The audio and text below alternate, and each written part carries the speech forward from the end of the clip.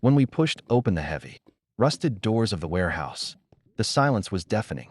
Walking into the dim light, we saw her dad sitting tied to a chair in the center of the room. Standing over him were the two men in dark jackets, along with an older man in a tailored suit. My blood ran cold. We walked straight into a trap. Ah, the boyfriend, the man in the suit said, smiling coldly. The one who tracked her across an ocean. Your family back home has been making a lot of noise. With the local police, noise that is, making my business very difficult. He stepped closer, pulling a thick manila folder from his coat and tossing it at my feet. Inside that folder is the full ledger of what her dad owes me, along with the legal deeds to his remaining properties back home, the man said.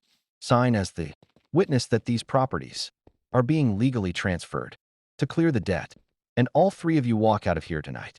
If you don't, well, nobody knows you're in this country anyway. I looked at her dad, who was covered in bruises and shaking his head, whispering for me not to do it. Then I looked at the girl I crossed the world for. She was crying silently, gripping my hand so tight her knuckles were white. If I signed it, her family would be completely ruined, left with absolutely nothing. But they would be alive.